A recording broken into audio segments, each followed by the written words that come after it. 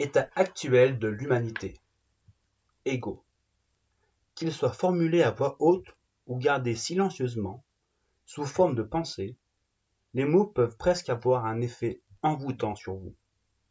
Vous pouvez facilement vous y perdre, les laisser vous hypnotiser et croire implicitement que lorsque vous avez associé un mot à un objet, vous savez ce que cet objet est.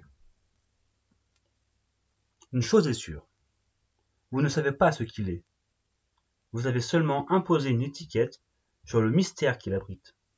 Tout ce qui existe, un oiseau, un arbre, une simple pierre, et bien entendu un être humain, ne peut être totalement connu. Pour quelle raison? Parce que chaque chose possède une profondeur insondable.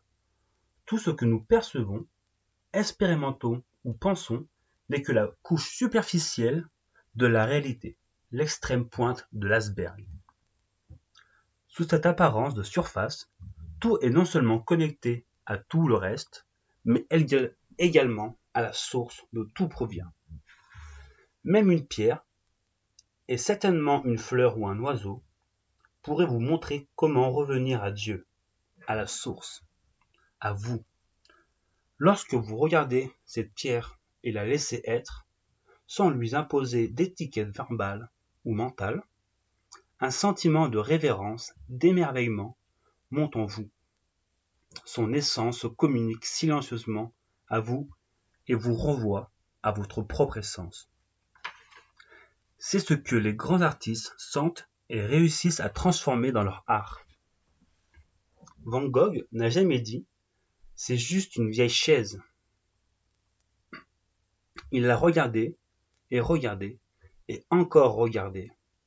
Il a senti l'essence et ensuite il s'est assis devant sa toile vierge. En saisissant son pinceau, la chaise elle-même se serait vendue pour l'équivalent de quelques dollars. La peinture de cette chaise se vendait probablement plus de 25 millions de dollars.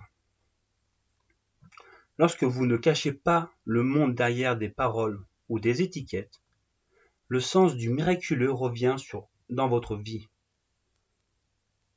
Sens qui s'est perdu depuis longtemps, depuis que l'humanité s'est retrouvée possédée par les mots au lieu de simplement les utiliser. De cette façon, une certaine profondeur réapparaîtrait dans votre vie. Les choses retrouvant leur nouveauté, leur fraîcheur. Et le plus grand des miracles est de faire l'expérience de votre essence avant toute parole, toute pensée, toute étiquette mentale, toute image. Pour que cela se produise, il faut dégager le sens de votre être, de toutes les choses auxquelles il s'est retrouvé mêlé, auxquelles il s'est retrouvé identifié. Ce dégagement constitue le thème fondamental de ce livre. Plus vous attribuez des étiquettes verbales ou mentales aux choses, aux gens et aux situations, plus votre réalité sera superficielle et inerte.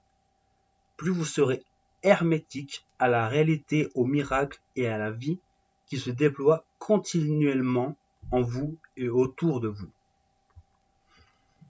Avec les étiquettes, on gagne en ingéniosité, mais on perd en sagesse, en joie, amour, créativité et vivacité.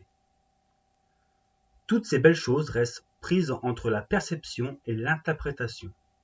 Certes, nous avons besoin des mots et des pensées. Ils sont même une beauté propre. Mais avons-nous vraiment besoin d'en faire notre prison? Les mots réduisent la réalité à quelque chose que l'esprit humain peut saisir, ce qui ne résume pas à grand-chose. Le langage consiste en 5 sons de base produites par les cordes vocales. Il s'agit des voyelles A, E, I, O, U. Les autres sons sont des consonnes produites par la pression de l'air, entre autres S, F, G. Pensez-vous vraiment qu'une quelconque combinaison de tels sons de base puisse jamais expliquer en profondeur qui vous êtes ou expliquer la raison d'être ultime de l'univers ou encore expliquer un arbre ou une pierre.